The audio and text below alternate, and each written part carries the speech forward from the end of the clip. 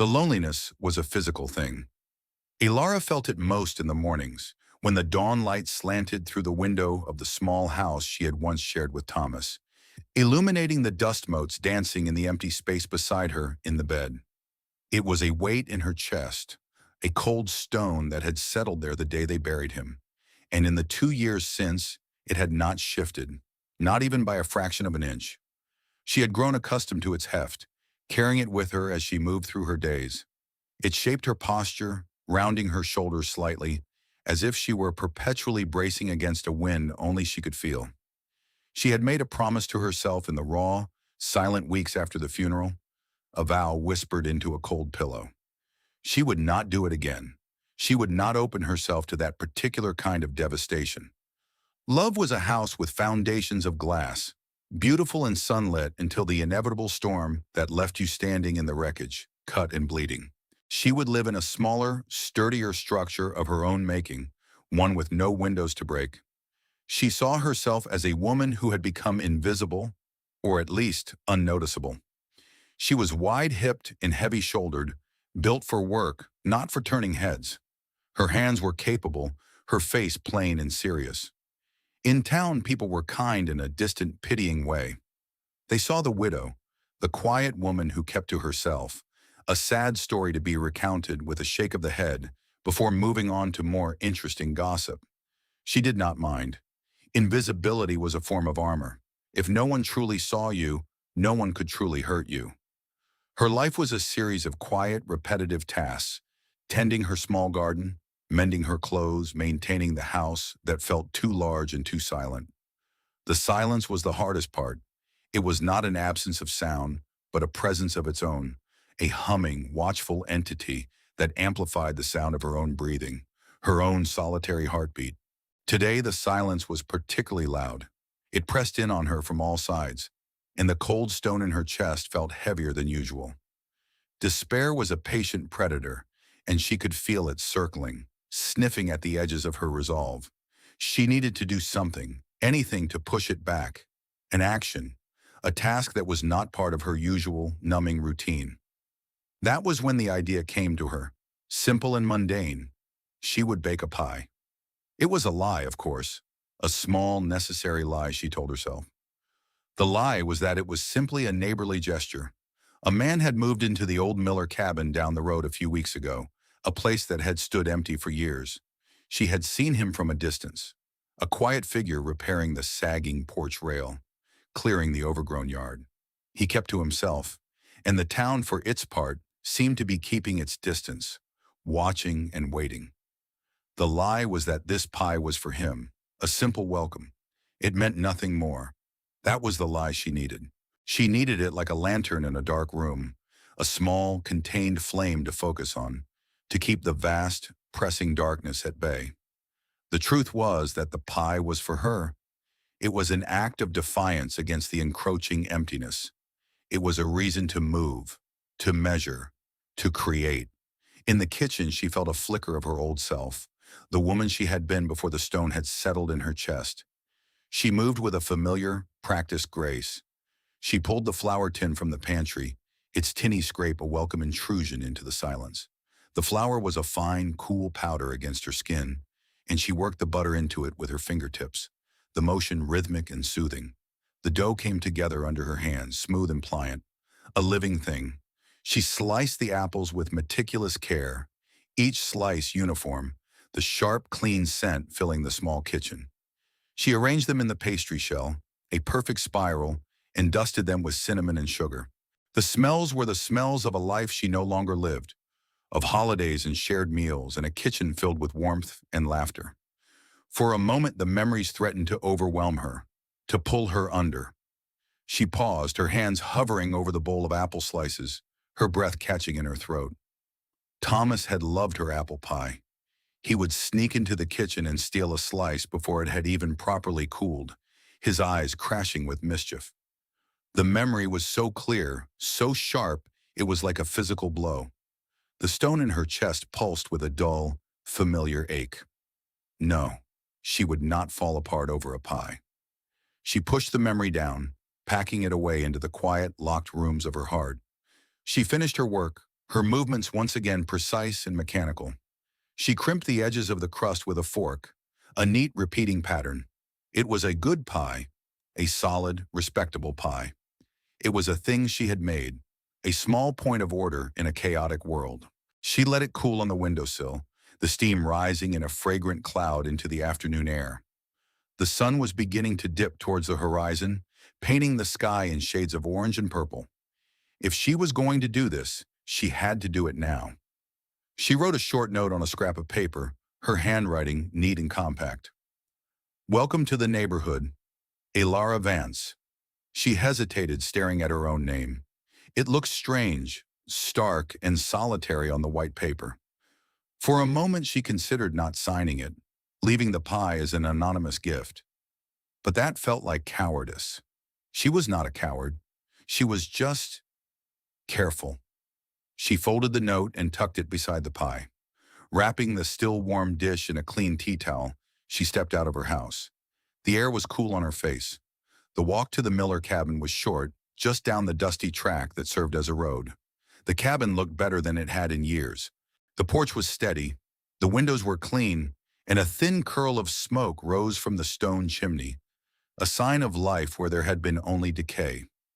She felt a knot of apprehension tighten in her stomach. This was foolish. He would think she was strange, a lonely widow looking for attention. She almost turned back, but the thought of returning to her silent house with the pie still in her hands was worse. The pie had become a symbol now, a testament to her small act of rebellion. To retreat would be to admit defeat to the silence. So she kept walking, her steps deliberate on the packed earth. She reached the porch and hesitated. There was no sound from within. She raised a hand to knock, but before her knuckles could touch the wood, the door opened. The man stood there filling the frame. He was taller than she had realized, with broad shoulders that spoke of physical labor. His hair was dark and streaked with gray at the temples, and his face was lined, not with age, but with a deep, settled weariness. He looked like a man who had traveled a long, hard road and had not yet found his destination. But it was his eyes that held her. They were a clear, steady gray, and they were tired, but they were also careful. They looked at her not with suspicion, but with a quiet, assessing gaze. He was not sizing her up. He was simply seeing what was there. "Can I help you?" His voice was low and gravelly, a voice unused to speaking. For a moment, her own voice failed her. She felt clumsy and large, standing on his porch with a pie in her hands like a supplicant. I'm Elara Vance. I live just up the road." She held out the pie. "I baked this, as a welcome." He looked from her face to the pie and back again. A flicker of something unreadable passed through his eyes. He took the pie from her, his fingers brushing hers for a fraction of a second. His hands were rough, calloused, but his touch was surprisingly gentle. "Thank you," he said. There was no need. "It's nothing," she said, already backing away, eager to retreat to the safety of her own home. "Just a neighborly thing." "Wait," he said. He had spotted the note tucked into the tea towel. He set the pie down on a small table just inside the door and picked up the folded paper. He unfolded it, his eyes scanning the few words she had written. And then it happened. The strange, small thing that would alter the course of her carefully managed life. As his eyes fell on her handwriting, his entire demeanor shifted. It was not a large, dramatic change, but a subtle, powerful one. A stillness fell over him, absolute and profound. The lines around his eyes tightened. His mouth, which had been set in a neutral line, became a thin, hard slash. He looked from the note to her face, and his gaze was no longer just careful. It was sharp, intense, searching. It was as if he was looking not at her, but through her, trying to reconcile the woman standing on his porch with the script on the page. She felt a flush of heat rise in her cheeks. He thought she was after something. He thought the pie was a pretext. The town's pitying glances were one thing. This stranger's silent, piercing judgment was another entirely. "I should go," she said, her voice tight. "Enjoy the pie." She turned, but his voice stopped her again. "William," he said, "my name is William Ashton." She glanced back. He was still holding the note, his knuckles white. The look of shock, or whatever it was, had been replaced by a carefully constructed neutrality. but she could still see the tension in his jaw, the tightness around his eyes. "Mr. Ashton," she acknowledged, her tone formal. He took a breath, a slow, deliberate sound. "Would you, would you have coffee with me sometime? To thank you properly for the pie."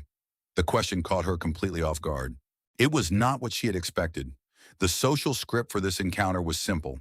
He would thank her, she would demur, and they would both retreat into their respective solitudes. An invitation for coffee was an aberration. It was a step towards something she had sworn to avoid. Her first instinct, the instinct honed by 2 years of solitude, was to say no. A polite, firm refusal. But she hesitated. She thought of the oppressive silence of her house, the weight of the cold stone in her chest. She thought of the lies she had told herself about the pie, the small act of defiance. To say no would be to undo that act, to surrender the small patch of ground she had just reclaimed. And then there was the mystery of his reaction, the way he had looked at her handwriting, at her face. It was a puzzle, and a part of her she had thought long dead. Her curiosity was stirring. "Yes," she heard herself say, the word feeling foreign on her tongue. "I would like that." A flicker of relief, so faint she almost missed it, crossed his face. "Tomorrow morning? At the diner in town?" "Tomorrow morning," she agreed. He nodded, a short, sharp movement. "I'll see you then, Mistress Vance." She turned and walked away, her back straight, her steps measured. She did not look back. She could feel his eyes on her all the way to her door.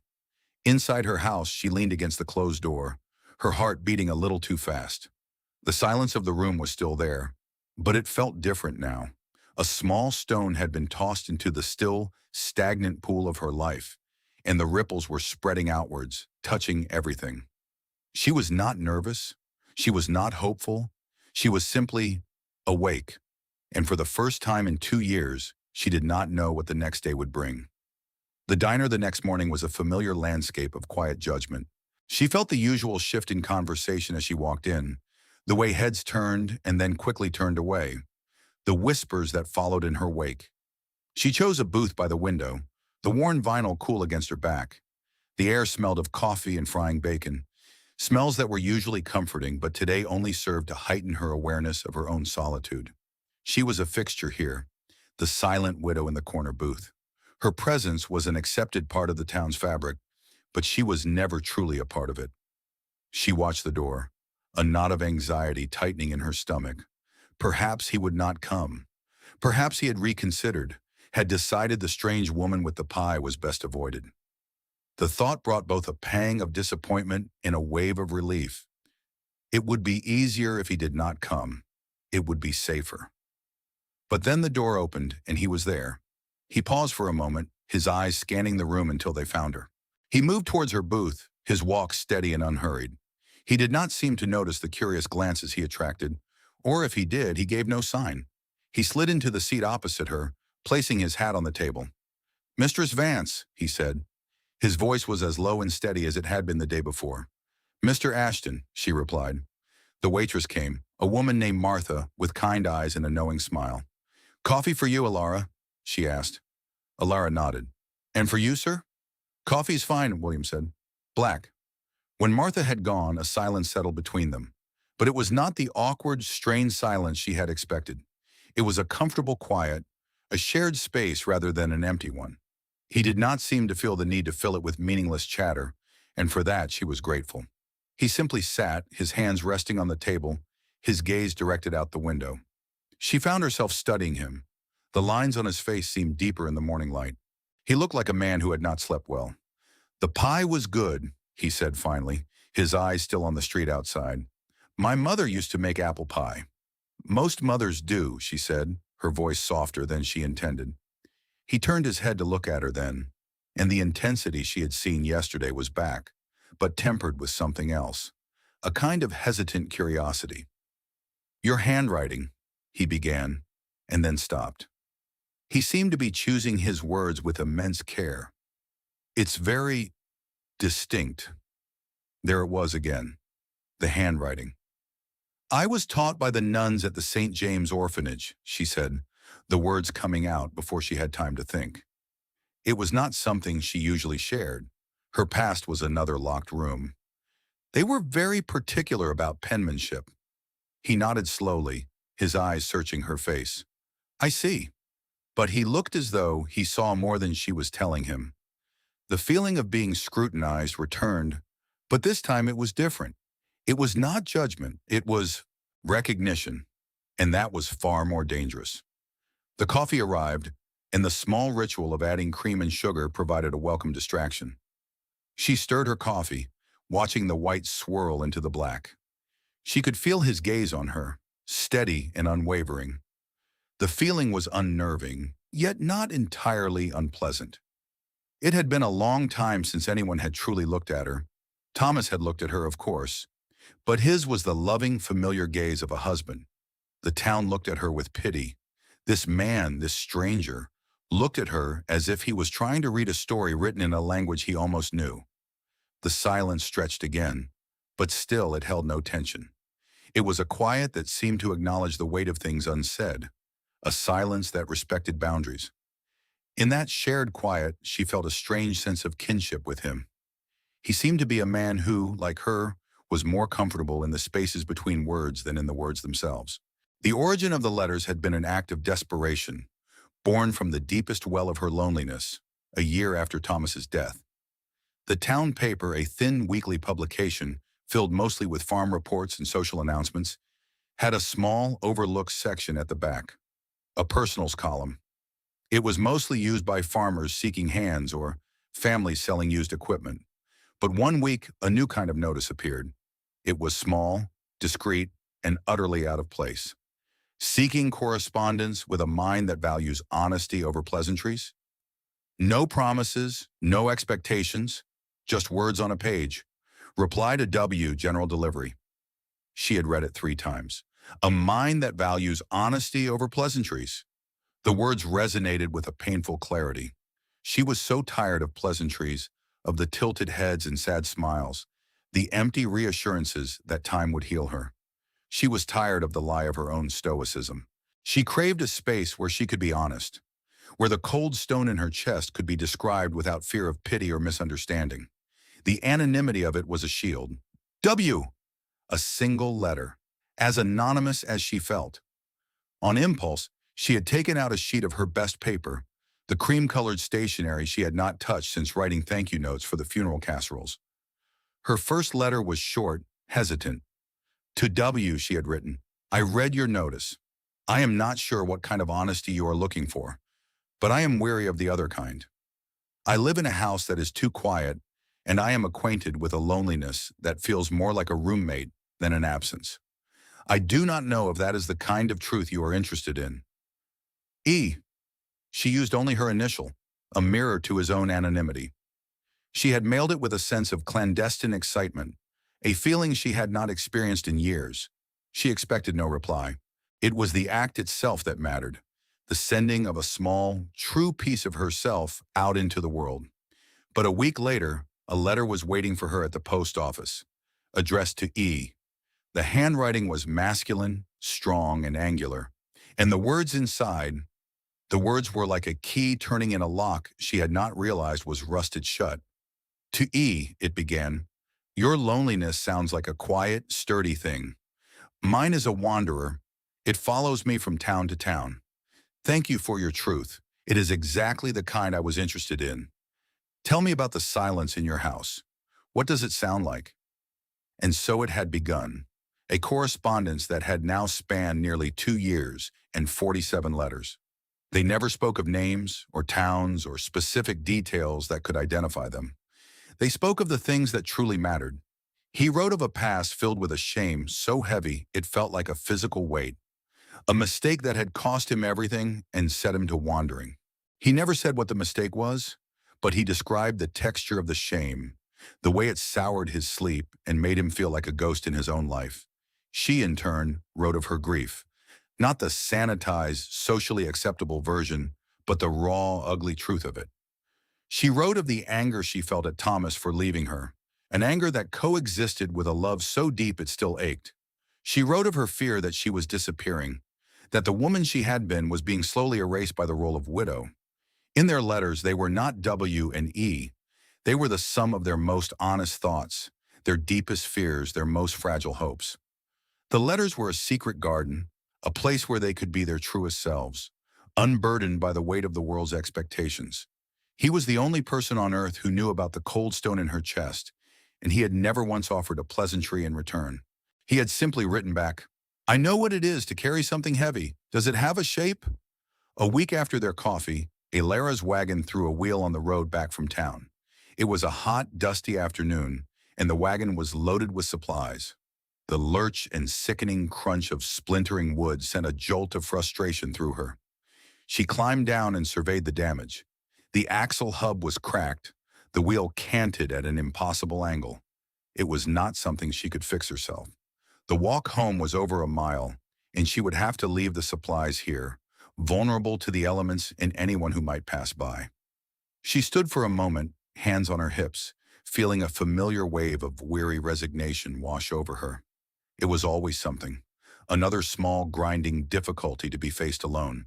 She was just about to unhitch the horse when she heard the sound of footsteps on the road. It was William Ashton. He was walking from the direction of town, a burlap sack slung over his shoulder. He stopped when he saw her in the broken wagon. "Trouble?" he asked, his gaze taking in the situation with a quick, practical assessment. "Cracked axle," she said, her tone flatter than she intended. "I can manage." It was her standard response, a shield against unwanted help, against the imposition of pity. He ignored her protest. He set down his sack and walked to the broken wheel, crouching down to examine it. "This is a bad break," he said, his voice matter-of-fact. He ran a hand over the splintered wood. "You won't get this home today." He looked up at her, his gray eyes clear and direct. "I have a spare wagon at my place. It's old, but it's sound. Let me get it. We can transfer your supplies, and I'll help you get your horse home." He was not asking for permission. He was stating a plan. There was no condescension in his voice, no hint that he thought her incapable. He had simply seen a problem and offered a practical, efficient solution.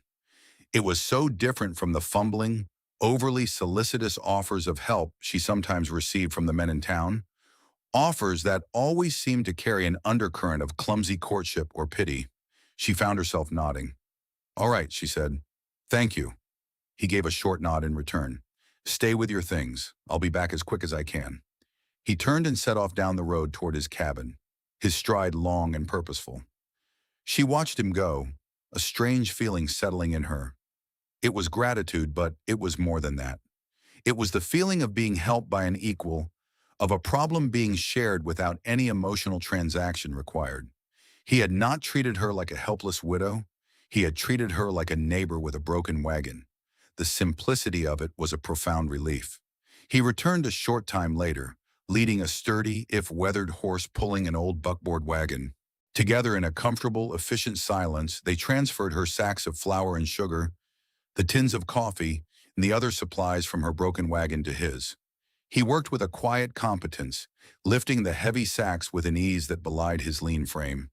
When they were done, he helped her unhitch her horse. "I can take a look at that axle for you, if you like," he said as they stood by the disabled wagon. "I'm no wheelwright, but I'm handy with wood." "You don't have to do that," she said, though the offer was a lifeline. "A new axle would be expensive." "I know," he said.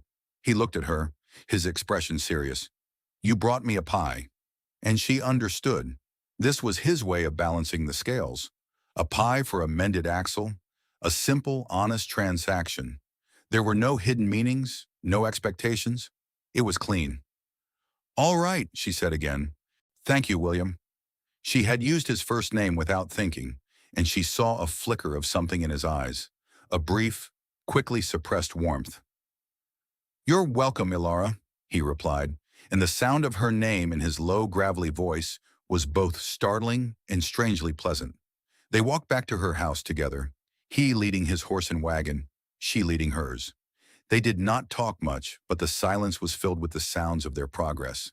The creak of the wagon wheels, the soft clop of the horse's hooves, the chirping of crickets in the tall grass. It was a companionable sound. As they neared her house, she saw her neighbor, Mistress Gable, standing on her porch, ostensibly shaking out a rug, but Elara knew she was watching them. Mistress Gable was the town's primary source of news and speculation, her tongue as sharp as her eyes. As they passed, Mistress Gable called out, her voice syrupy sweet. "Elara, dear, having some trouble?" "A broken wheel, Mistress Gable," Elara called back, her voice even. Mistress Gable's eyes flickered to William, a glint of avid curiosity in them. "How fortunate that Mr. Ashton was there to assist you. A true gentleman." The words were pleasant, but the insinuation was clear. Elara felt a familiar tightening in her chest. She was now a subject of gossip, linked with the mysterious newcomer. It was exactly what she had spent 2 years avoiding. She saw William's jaw tighten slightly. He had heard the undercurrent in the older woman's voice as well. He said nothing until they were in her yard, out of earshot.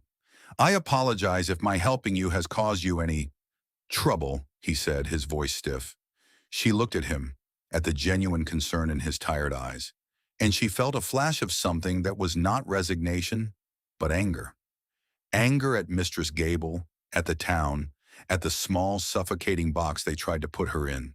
"It's not your fault," she said, her voice stronger than she expected. "Some people have nothing better to do than talk." He looked at her for a long moment, a silent assessment. Then he gave a small, almost imperceptible nod. "I'll unhitch your horse," he said, and the subject was closed. The next morning he was back as promised, walking up her path with a toolbox in his hand. He did not knock, but simply went to the broken wagon she had managed to drag into her yard.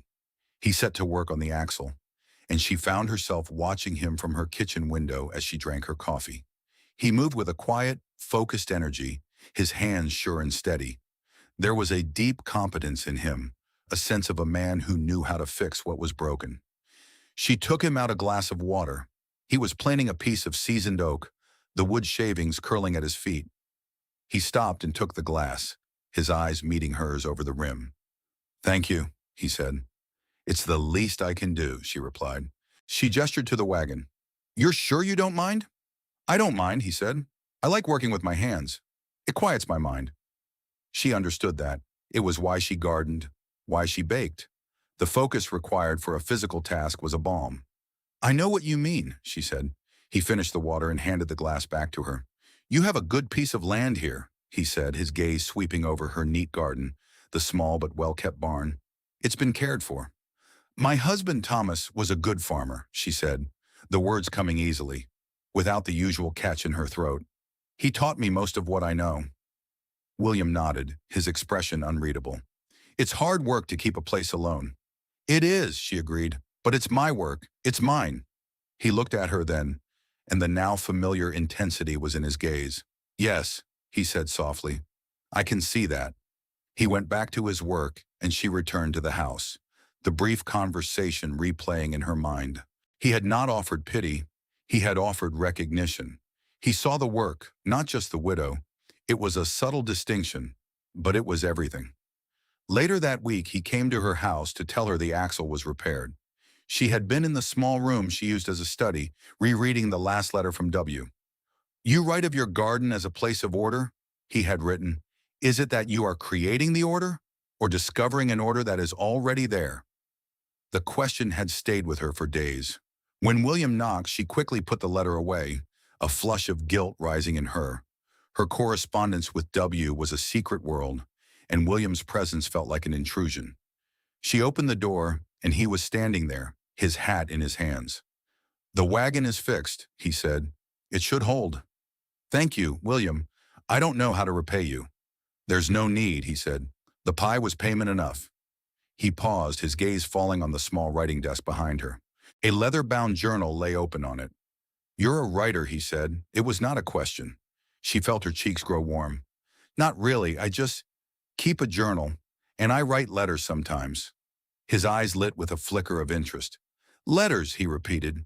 "It's a dying art. People would rather talk. But words on a page, they have a different weight.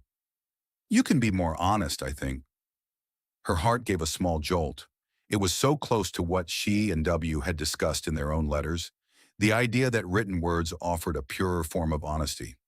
"I suppose so," she said carefully. "You can choose your words with more care. And the person reading them can't interrupt," he said, a faint wry smile touching his lips for the first time. The smile transformed his face, easing the lines of weariness. They have to let you finish your thought. Yes, she said, a genuine smile finding her own lips. That's it exactly.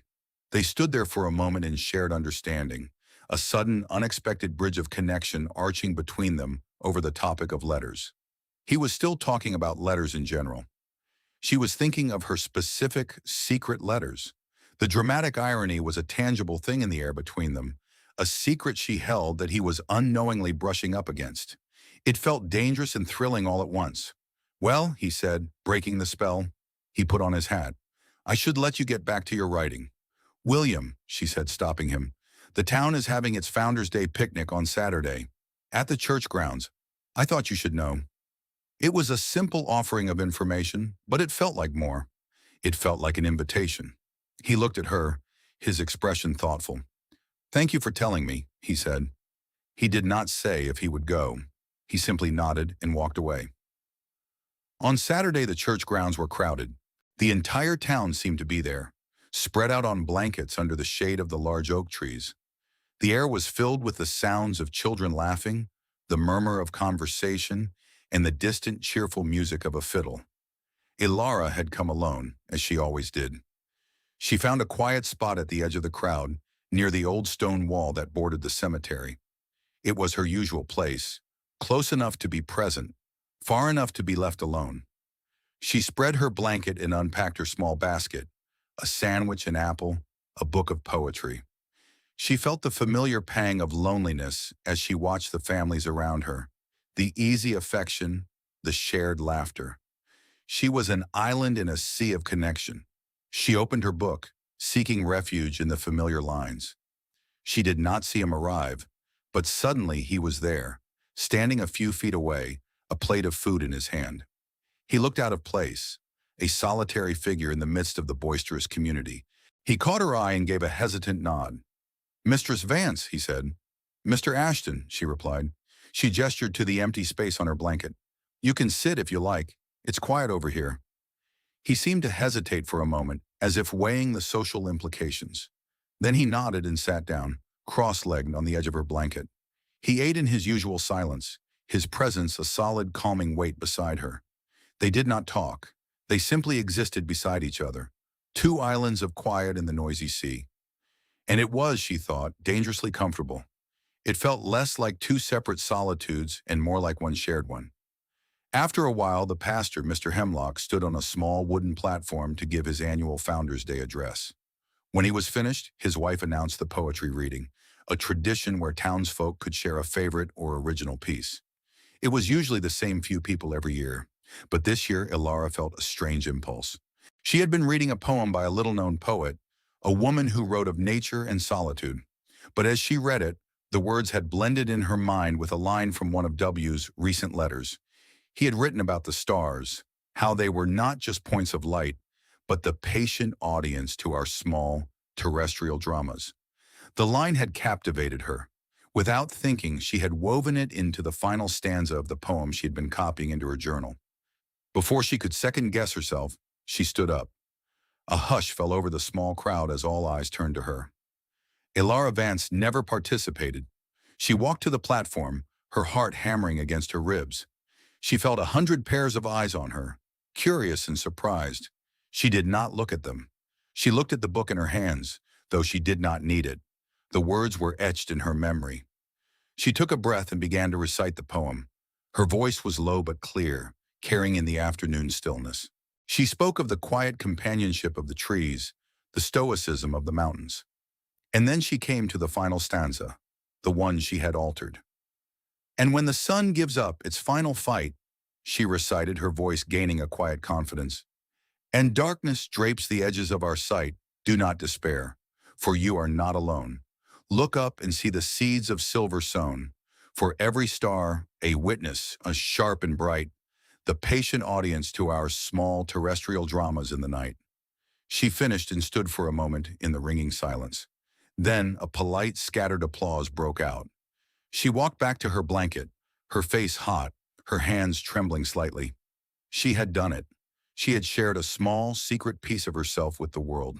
She sat down, her gaze finding the ground, not wanting to meet anyone's eyes. But she could feel William's stare. She risked a glance at him. He had gone completely, utterly still. His plate of food was forgotten in his lap. His face was pale, his eyes wide with a look of profound, staggering shock. He was staring at her as if he had just seen a ghost. He mouthed the words she had just spoken, soundlessly. The patient audience. And in that moment, she knew. The look on his face was not just surprise. It was the dawning, world-altering horror of a man whose two separate worlds had just collided with devastating force. He was looking at her, Elara Vance, the quiet widow. But he was seeing E, the anonymous woman to whom he had bared his soul on paper. The woman to whom he had written about the stars just last week. The realization hit him like a physical blow. William sat on the blanket, the sounds of the picnic fading into a dull, meaningless roar in his ears. Elara Vance, the quiet woman with the sad, steady eyes and the capable hands. The woman who had brought him a pie, whose neat, compact handwriting had struck him with a bolt of impossible familiarity. It could not be. It was a coincidence. A trick of the light, of the mind. But the words. The patient audience to our small terrestrial dramas. His words. Words he had written in the deepest privacy of his correspondence. Words he had sent out into the void to an anonymous initial. And they had just come from her lips. Spoken in her low, clear voice to the entire town.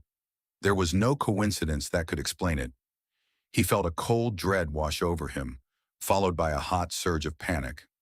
For 2 years, the letters to E had been his only confessional, his only sanctuary. She was the one person on earth who knew the shape of his shame, even if she did not know its name. He had told her of his wandering, of the crushing weight of a past failure that had unmoored him from his life. He had been honest with her in a way he had not been with anyone, not even himself. And she had been honest in return. Her grief, her loneliness, her quiet strength. He had come to know the contours of her soul through her words.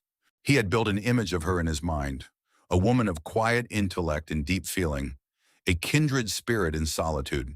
And she was here. She was real. She was the woman whose broken wagon he had fixed, whose smile he had just begun to coax out. The woman he was undeniably, terrifyingly drawn to. And she had no idea who he was. To her, he was William Ashton, the quiet newcomer. W was a stranger, a safe repository for her secrets. He was living a lie of omission that had just become monumental. What would she do if she knew? The thought was paralyzing. She would feel betrayed, deceived. The safe, anonymous space they had built would be shattered. The trust, the honesty, it would all be revealed as a fraud. He had taken her most vulnerable truths under false pretenses, and worse, his past, the one he had only ever alluded to in his letters, was not just a vague, distant shame. It had names. It had a location. And it was tied directly to this very region, to the powerful men who ran it. If his full story came out, it would not just embarrass him, it could put her in danger. He had to tell her. It was the only way. Honesty. It was the foundation of their entire correspondence. A mind that values honesty over pleasantries. But the words caught in his throat. Fear was a colder, stronger thing than principle. Fear of her rejection, of her anger, of her disgust. Fear of losing the one connection that had kept him sane for the past 2 years, both the one on paper and the new fragile one growing in person. He looked at her. She was carefully packing her book into her basket, her movements precise, her face a mask of composure, but he could see the faint tremor in her hands. She was vulnerable, and his secret was a loaded gun pointed directly at her. The weight of it was suffocating. He had to get away, to think. He stood up abruptly, his half-eaten plate of food tumbling to the grass. I have to go, he said, his voice hoarse. Elara looked up, her expression startled, then concerned. Are you all right? I'm fine, he lied. I just remembered something I have to do. He turned and walked away, not looking back, pushing through the crowd like a man escaping a fire. He did not stop walking until he was deep in the woods behind his cabin, his heart pounding, the words echoing in his head. His words, her voice, Elara. E.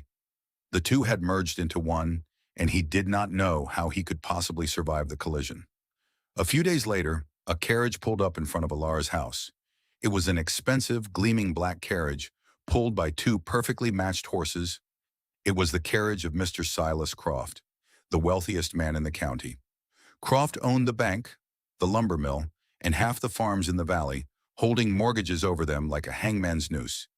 He was a man who was respected and feared in equal measure, a quiet tyrant whose power was absolute. Elara watched from her window as he stepped down. He was a tall, impeccably dressed man in his late 50s, with a cold, patrician face and eyes that missed nothing. He had never come to her house before. He had barely acknowledged her existence since Thomas's death. Her heart began to beat a little faster. This was not a social call. She opened the door before he could knock.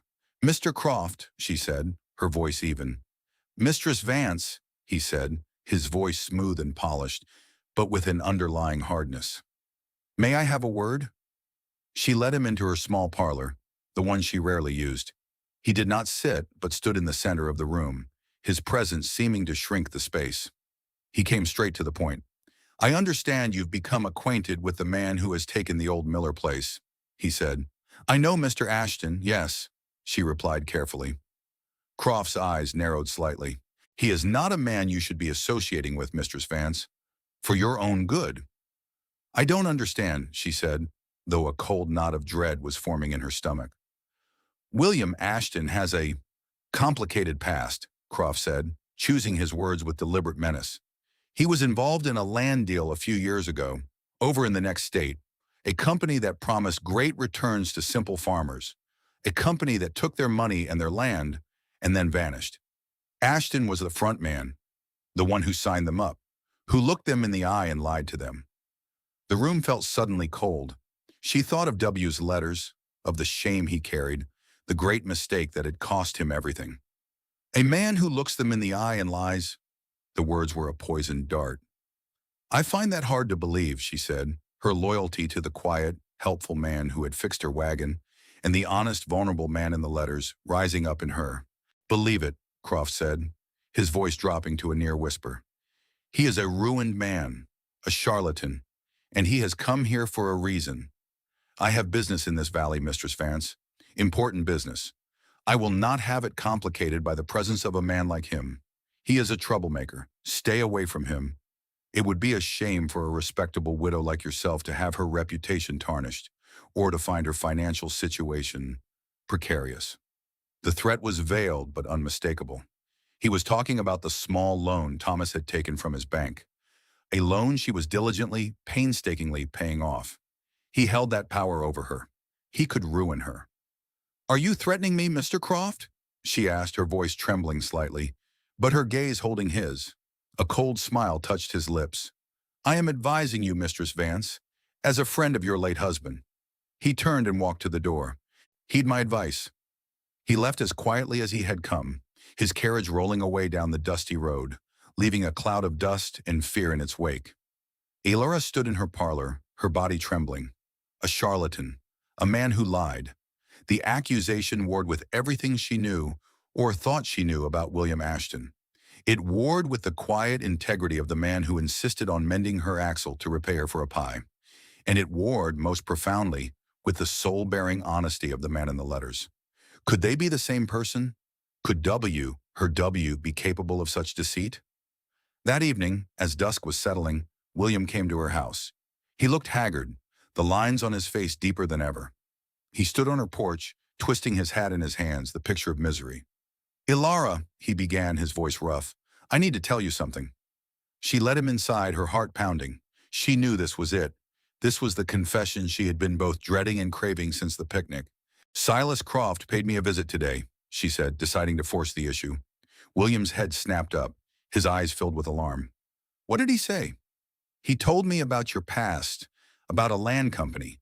He told me to stay away from you." William closed his eyes, a look of profound pain crossing his face.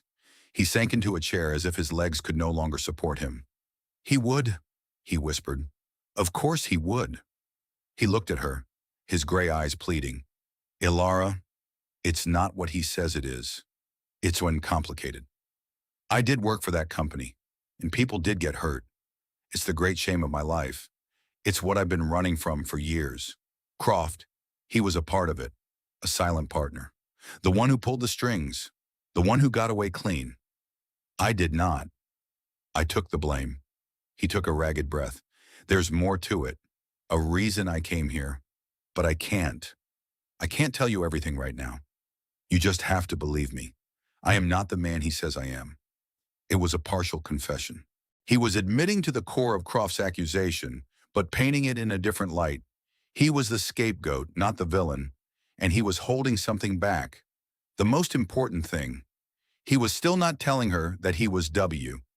He was trying to protect his secret, and in doing so, he was protecting her from the full, devastating truth of their connection. She looked at him, at the agony in his face, and she was torn. Half of her wanted to scream at him, to demand the whole truth. The other half, the part that knew the man in the letters, ached for him. "Why did you come here, William?" she asked softly. He shook his head, his gaze falling to the floor. "To try and make a piece of it right," he said, his voice barely audible. "And I've only made it worse. I've brought this trouble to your door. Croft is a dangerous man, Elara. You should listen to him. You should stay away from me." He was trying to protect her. Even now, he was trying to push her away for her own safety. The gesture was so in character with the man she knew, both in person and on paper, that it nearly broke her heart. "I will decide who I stay away from," she said quietly. He left soon after, a man walking towards his own execution. He had given her a piece of the truth, but not the piece that mattered most. He had left her in a state of agonizing uncertainty. The next day, she went to the post office. There was a letter waiting for her, the 48th letter from W. Her hands trembled as she opened it. The timing felt fated, a piece of the puzzle sent from the universe. It began. The handwriting was shakier than usual. "Something has happened. A ghost from my past has found me, and I have been forced to look at the ugliest part of myself all over again. I feel I owe you more of the story, more of the truth you have so generously deserved. The shame I carry has a name. It was called the Western Dominion Land Company. I was young and foolish, and I believed the man who hired me. His name was Silas Croft. He told me we were helping people, offering them a chance at a better future. I was the one who went to their farms, who sat at their kitchen tables and showed them the papers. I believed the promises I was making. By the time I realized the promises were lies, that the contracts were designed to steal their land, it was too late. The company folded, Croft disappeared with the money, and I was left holding the ruin. I was branded a thief and a liar, and they were right. I had been. Unwittingly, but I had been. I have been wandering ever since, carrying the names of those families with me like stones in my pocket. I have recently learned that Croft is operating again, under a different name, in the valley where I have settled. I came here to find proof, to expose him, to try and give those families some measure of justice. But in doing so, I fear I have endangered someone here, an innocent person who has shown me a kindness I do not deserve, a person who I am beginning to realize is more important to me than my own quest for redemption. And I do not know what to do." Elara read the letter 3 times, standing in the dusty corner of the post office. The words blurred, then sharpened into a terrible, undeniable clarity. Western Dominion Land Company. Silas Croft. A kindness I do not deserve. It all clicked into place. The handwriting on the pie note. His shock at her penmanship. It's very distinct. The conversation about letters, about honesty. His stillness at the picnic when she spoke his own words. His agonized, partial confession last night. And now this. This final, devastating piece of the puzzle, delivered in the familiar, trusted hand of her secret correspondent. William Ashton was W. The man who had fixed her wagon was the man who had written to her about the shape of loneliness. The man whose quiet presence she found so comforting was the man who knew the anger and the grief she kept hidden from the world. The stranger she was falling for and the soulmate she had never met were the same person. She walked home in a daze, the letter clutched in her hand. The world seemed both sharper and less real, a dream from which she could not wake. That night she did not sleep. She lay in her bed, the moon casting a pale light into the room, and she connected the moments one by one, like beads on a string. The pie, the coffee, the wagon, the poem, the warning, the confession, the letter. It began with a whisper of no. No, it was not possible. It was too much, too cruel, too perfect. It was a story from a book, not a thing that happened in a life like hers. The denial was a fortress, her last line of defense against a truth so large it threatened to demolish the small, sturdy house of her self-imposed solitude. But the evidence was irrefutable. The pieces fit together with a terrible, seamless logic. The whisper of no faded, replaced by a more dangerous question. But what if? What if this impossible thing was true? What did it mean? He had known her, her deepest self, before he had ever met her, and she had known him. They had been falling in love with each other in the dark, and now the light was on, and she did not know if the man standing there was the one she had imagined. She felt a surge of anger, hot and sharp. He had lied to her. Every interaction, every quiet moment, every shared glance had been predicated on this enormous deception. He had let her talk about her life, her feelings, all while knowing he was her secret confessor. He had watched her at the picnic, knowing she was about to speak his own words, and he had said nothing. The sense of betrayal was profound. It wasn't the lie of his past that wounded her. It was the lie of his present. He had stolen the sanctity of her connection with W. W was safe. W was an idea, a mind on a page. William Ashton was a man of flesh and blood, a man with a dangerous past, a man who had looked her in the eye and kept the most important secret in the world. But underneath the anger, something else stirred, a deep, aching empathy. She thought of the panic on his face at the picnic, the agony in his eyes when he had tried to confess. She thought of his letter, the raw self-loathing, the fear of endangering her. He had not been malicious. He had been trapped between a past he could not escape and a present he was terrified of shattering. The anger receded, leaving behind a vast, desolate landscape of sorrow. She had lost something. She had lost W.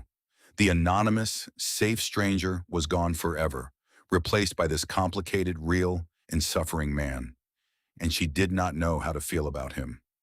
The next morning, she saw him walking up the path to her house. His face was pale and set, his shoulders squared as if he were marching to a firing squad. She knew what he was coming to do. He was coming to confess, to finish the job. She met him at the door, her own face a calm, unreadable mask she had carefully constructed.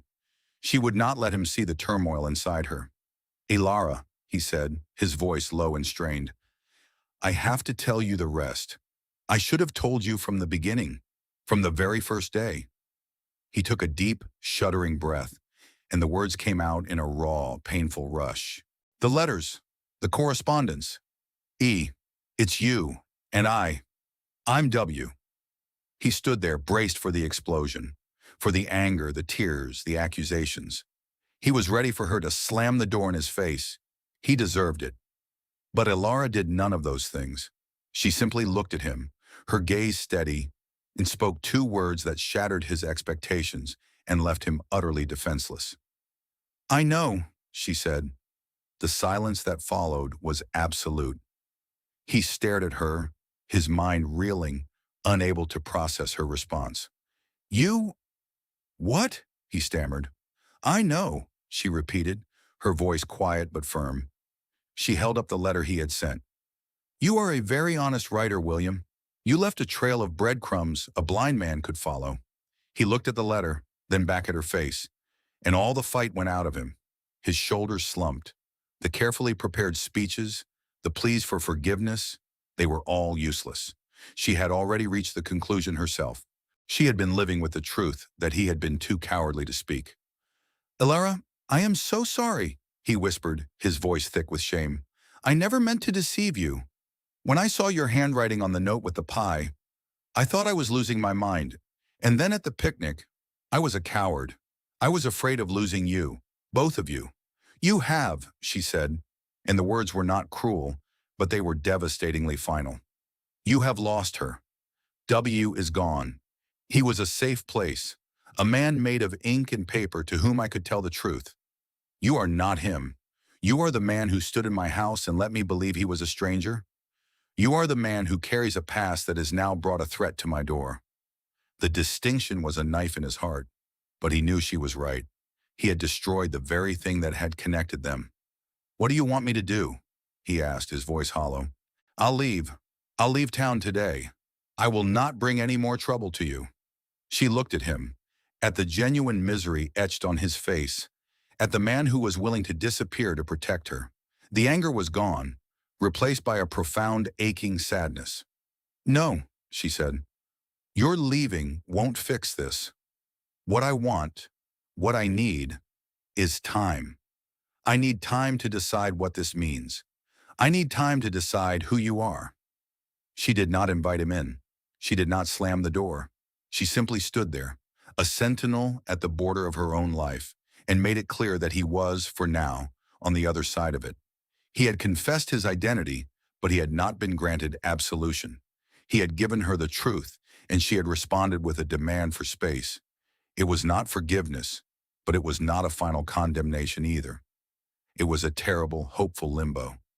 He nodded, unable to speak, and turned and walked away, leaving her alone with the wreckage of their two worlds. For the next 3 days, Elara did not leave her house. She moved in a fog of confusion and sorrow. The 48 letters from W were spread out on her kitchen table, a tangible history of a relationship that no longer existed in its original form.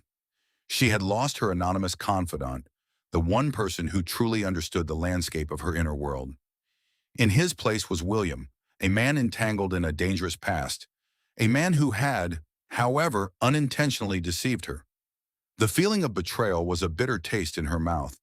It was not his past with Croft that she fixated on. It was his silence with her. He had held a piece of her soul in his hands for weeks and had never acknowledged it. But as she sat at the table, forcing herself to read the letters again, a different narrative began to emerge.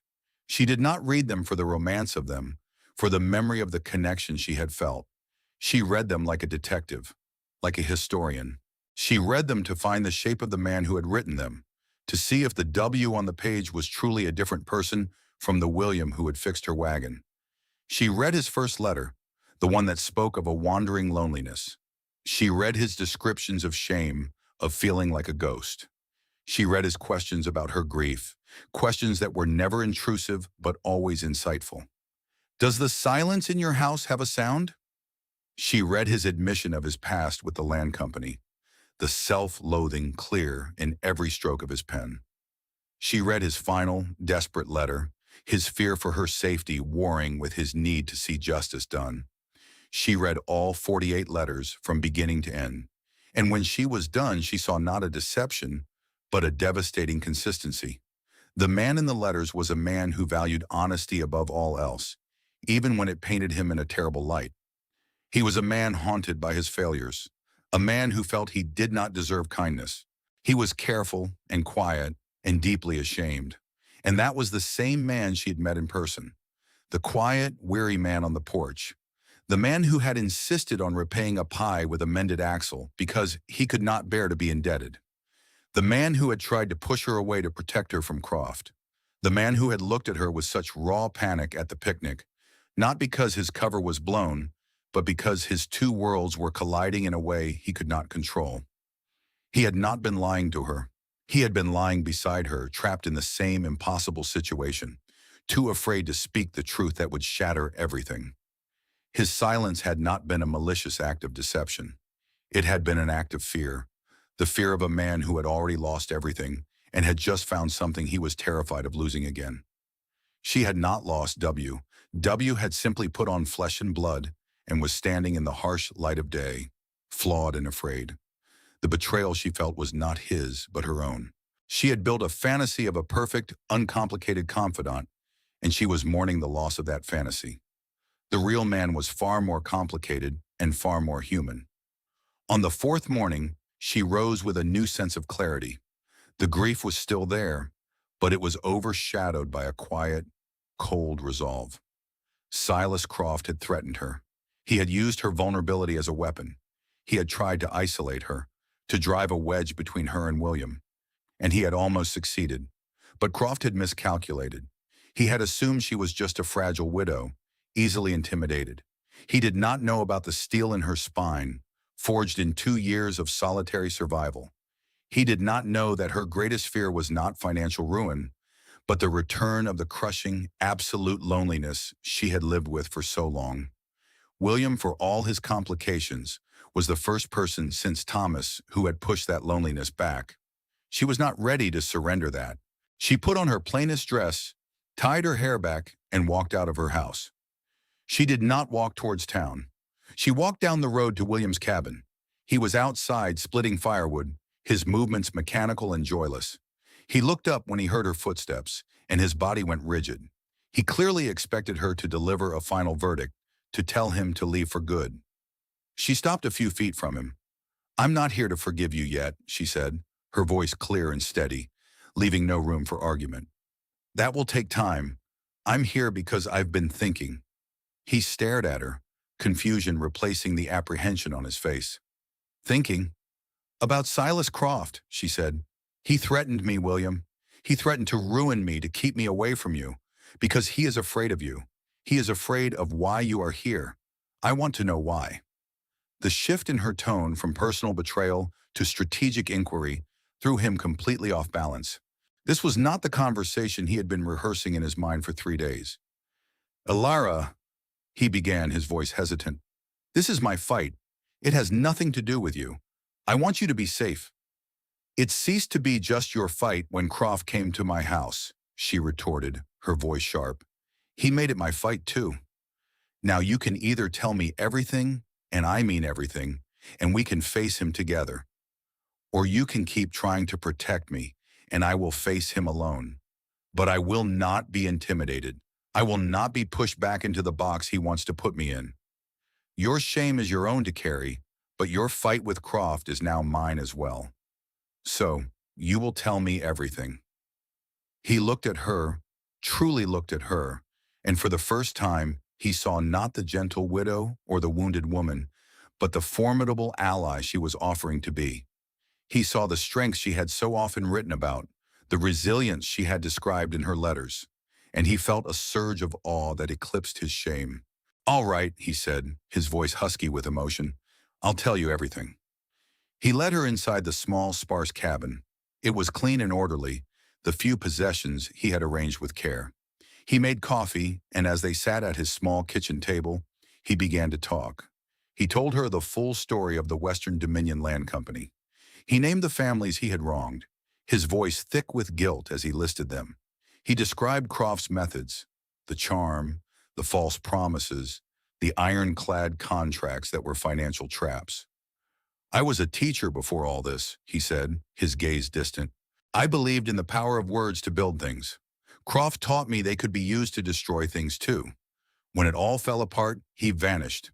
But I knew he had a partner, someone who managed the finances, who laundered the money.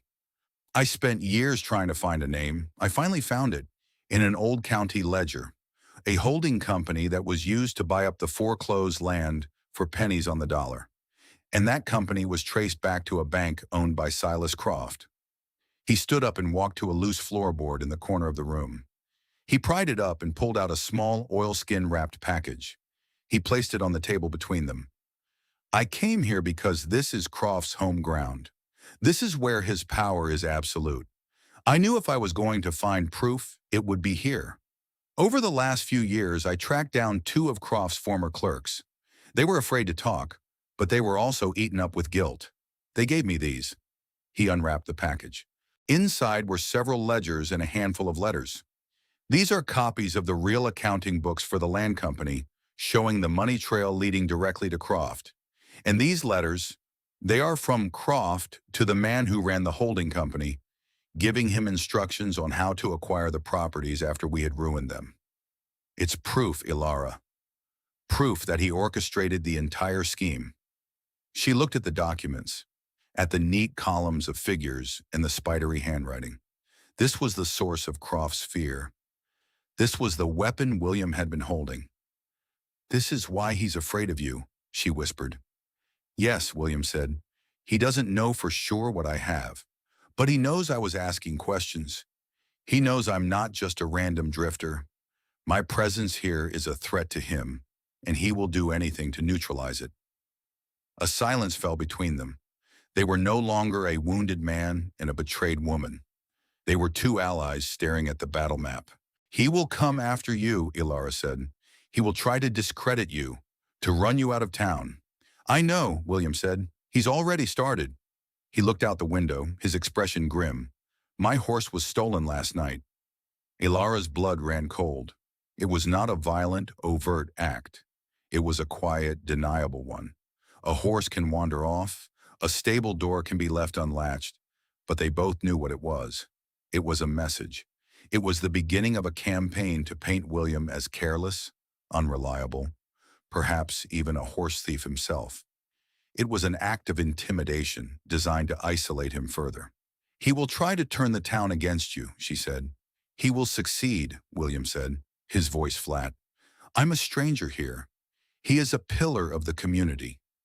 Elara looked at the ledgers on the table. They were the truth. They were the only weapon they had. But they were also a liability.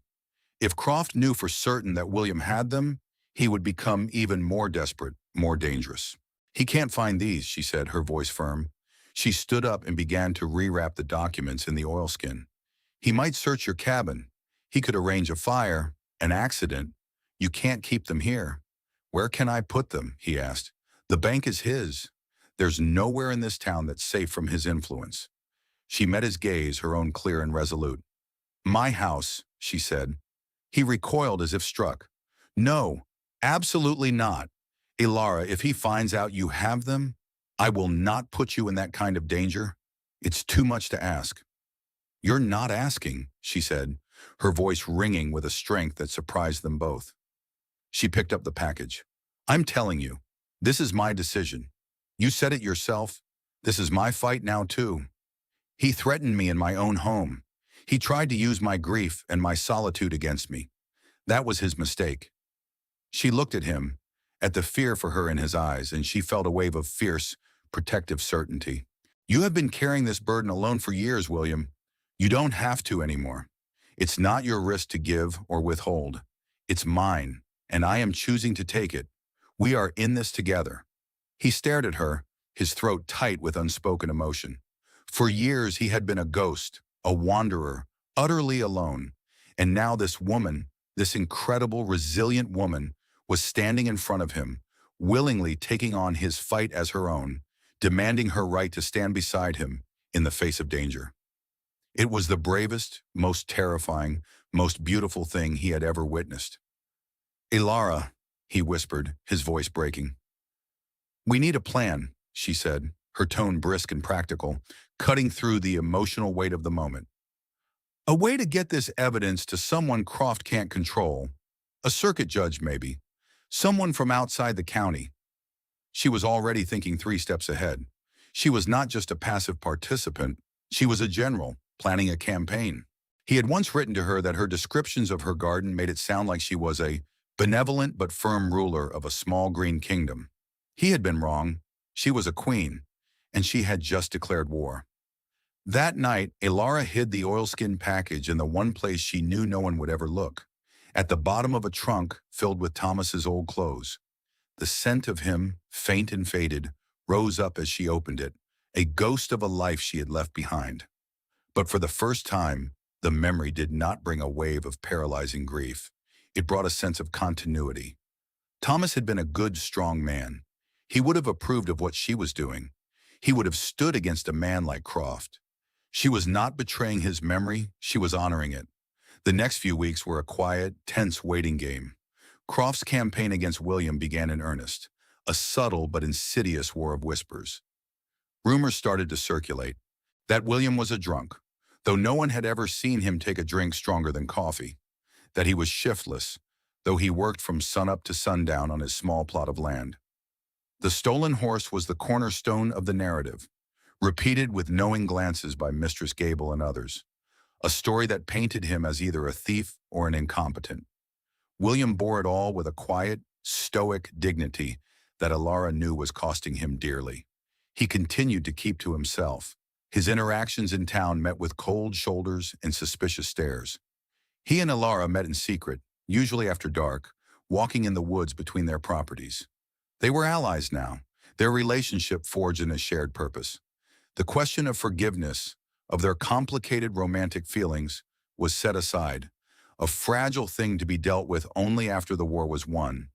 Then Croft escalated. A man appeared in town, a rough-looking character from out of state. He went to the sheriff, a man firmly in Croft's pocket, and filed a sworn statement. He claimed to be a farmer from the very county where the Western Dominion Land Company had operated, and he swore that William Ashton was the man who had personally defrauded him, who had laughed in his face as he signed away his family farm. It was a lie, a performance bought and paid for by Croft, but it was a formal, legal accusation. The sheriff now had grounds to open an investigation. Croft was building a case not to win in a real court, but to entirely destroy William's reputation and drive him out. William came to her that night, his face grim. "It's worse than I thought," he said. "He's not just trying to discredit me, he's trying to have me arrested." He looked at her, his eyes filled with a desperate urgency. "Elara, this has gone too far. It's too dangerous for you. I want you to take the documents and go. Go to your sister's in the next county. Stay there until this is over. I'll send for you when it's safe." He was trying to protect her again, to put himself between her and the danger. And this time, she felt a flash of pure, hot anger. "No," she said, her voice low and fierce. "Absolutely not. Elara, please, be reasonable." "No, you be reasonable, William," she cut in, her eyes blazing. "You do not get to decide that I was a worthy partner when it was just us talking in the woods. You do not get to decide now, when things are getting difficult, that my involvement is no longer acceptable. I made a choice. I am in this. We are in this together. You will not send me away like a child who cannot be trusted near the fire. I am the one holding the evidence. I am the one Croft will eventually come for. My safety is no longer a separate issue from yours." He stared at her, silenced by the force of her conviction. She was right. He had accepted her as an ally, and he had no right to demote her to a liability the moment the battle was truly joined. His instinct to protect her was a desire to control the situation, to keep her safe by keeping her out. But she was refusing to be kept out.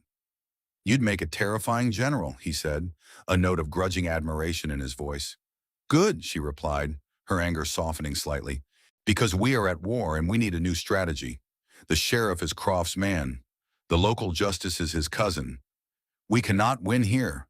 We need to go over their heads." They sat at her kitchen table, the lamp casting a warm pool of light, a small fortress against the dark night. "The circuit judge," William said, thinking aloud. "Judge Abram Albright. He comes through once every 3 months. He has a reputation for being incorruptible." "When is he due next?" Elara asked. "In 2 weeks. He holds court in the church." "That's not enough time to be sure he'll even hear the case," she said. "And if we wait, Croft could have you in jail on these false charges. We need to get the evidence to him now. We need to force his hand." A plan began to form between them, a desperate gambit. Judge Albright lived 2 counties away. It was a 3-day ride. They needed to send a messenger, someone they could trust absolutely, with a letter explaining the situation and a request for him to review the ledgers in person.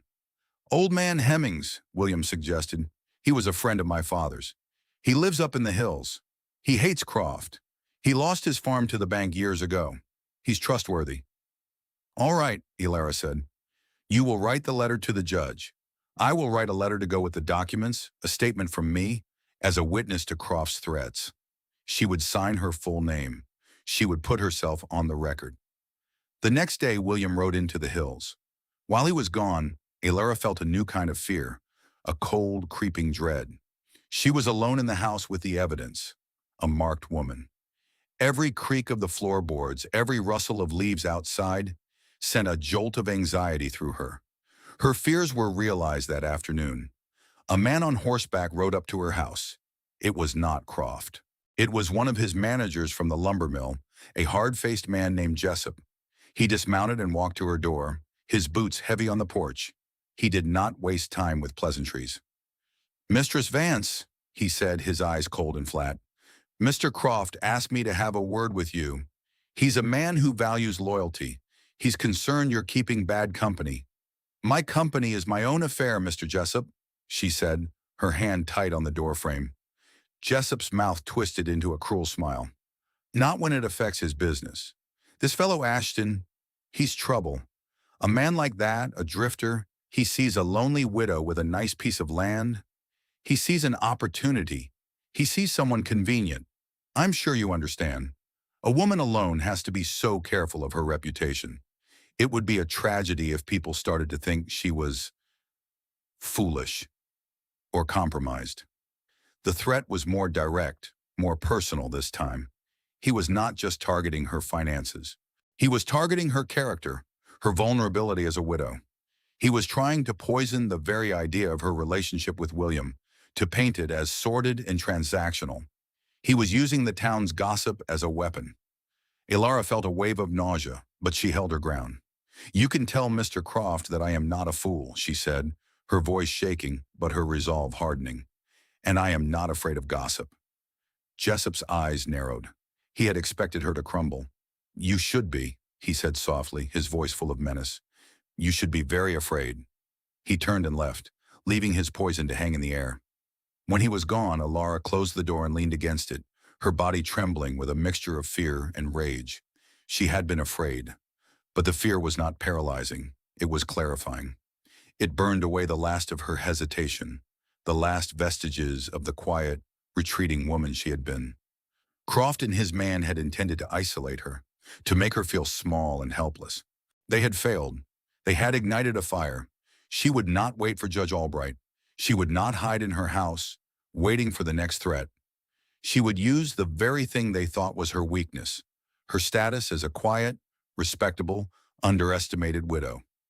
She changed her dress, put on her good bonnet, and packed a small basket with fresh bread and jam.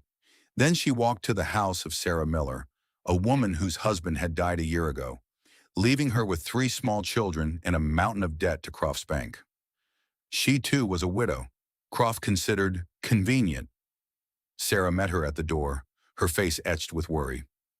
"Elara," she said, surprised, "is everything all right?" "No, Sarah," Elara said, her voice calm and serious. "It's not, but I think we can make it right. May I come in?" She spent the next 2 days going from house to house, visiting the other families she knew were being squeezed by Croft, the farmers facing foreclosure, the small business owners who couldn't get fair prices at his mill. She did not show them the ledgers. She did not speak of William's past. She spoke of her own experience. She told them about Croft's visit, about Jessup's threats. She used her own story as a key to unlock theirs. At first, they were afraid. They knew Croft's power, but as she spoke, something shifted. Her courage was contagious. In her, they saw not a reckless woman, but a brave one. They saw a reflection of their own quiet desperation, but they also saw a glimmer of hope. She was not asking them to start a revolution. She was simply asking them to stand with her, to tell their own truths. She found a letter one widow had received from the bank, a letter full of veiled threats almost identical to the ones she had received verbally. She asked for a copy. By the time William returned from the hills, his mission successful, Elara had forged a quiet, determined alliance. She had turned Croft's weapon of isolation against him, creating a community of the oppressed. "He thinks we are all weak because we are all alone," she told William that night. "He never imagined we would stand together." 2 weeks later, the day Judge Albright was due to arrive, the town was buzzing with tension. Croft, confident in his position, had arranged for a preliminary hearing to be held at the church, a public forum to air the accusations against William and solidify his guilt in the court of public opinion, before the judge even had a chance to see him. It was a show of power. The church was packed. Elara sat in the front pew, a small contingent of the families she had visited scattered behind her, their faces pale but resolute. William sat beside her, his expression grim but steady. Across the aisle sat Silas Croft, flanked by his lawyer and the witness he had imported. Croft gave Elara a look of cold fury. He knew she had defied him. The hearing began. The sheriff called the proceedings to order. Croft's lawyer called his witness to the stand. The man launched into his well-rehearsed story, his voice ringing with false indignation as he accused William of being a heartless swindler. The crowd murmured, the story confirming the rumors they had been hearing for weeks. Mistress Gable watched with avid, hungry eyes. When the man was finished, Croft's lawyer turned with a triumphant look. "Does anyone have anything to say in the defense of this man, William Ashton?" he asked, his voice dripping with scorn, knowing no one would dare. A silence fell over the church. Then Elara stood up. Every head turned towards her. A gasp went through the crowd. "I do," she said, her voice clear and strong, ringing through the silent church. Croft's lawyer looked momentarily stunned. "Mistress Vance," he said, recovering quickly, "this is a legal matter. It does not concern you." "It concerns me when Mr. Croft sends his man to my house to threaten me," she said, her gaze fixed on Croft. "It concerns me when he threatens to ruin me financially for the crime of offering a neighbor a cup of coffee." A shocked murmur rippled through the pews. Croft's face went rigid. "These are baseless accusations," the lawyer sputtered. "Are they?" Elara said. She held up a piece of paper. "This is a letter sent to Sarah Miller last month after her husband passed. A letter from Mr. Croft's bank. It speaks of the difficulties a widow can face and suggests she might have to liquidate her assets if she cannot meet certain new, unspecified terms. It is a threat, wrapped in polite language. The same kind of threat he made to me." She did not need the ledgers. She was using Croft's own methods against him. She was showing the town the pattern of his tyranny, not with complex financial documents, but with a story they could all understand. Before the lawyer could respond, Sarah Miller, small and timid, stood up from her pew. "It's true," she said, her voice trembling but audible. "He's been trying to force me to sell my land. My husband's land." Then another man stood up, a farmer from the back of the church. "And me," he said, his voice rough with anger. "He offered me half of what my lumber is worth and told me if I didn't take it, he'd call in my loan." One by one, like a slow but unstoppable tide, the people Elara had visited stood up. They spoke their truths, their quiet stories of economic intimidation and fear, weaving a tapestry of evidence against the man who had held them all in silent thrall. The mood in the church shifted from a public shaming of William to a public indictment of Silas Croft. Croft sat frozen, his face a mask of disbelief and rage. His carefully staged drama was collapsing around him. His lawyer was speechless. It was then that the church doors opened and Judge Abram Albright walked in. He was a tall, stern-looking man with intelligent eyes. He had clearly heard the commotion from outside. He was flanked by two federal marshals. "It seems I've arrived in the middle of something," the judge said, his voice a deep baritone that commanded immediate silence. His eyes swept the room, taking in the scene. The standing families, the furious Croft, the resolute woman in the front pew. "I received a letter 2 days ago from a Mr. William Ashton regarding some serious allegations against Mr. Silas Croft. Allegations that, as it happens, align with a federal inquiry that is already underway into certain banking and land practices in this state." He held up a familiar oilskin package. "I also received this evidence delivered by a very persuasive woman who insisted I look at it immediately."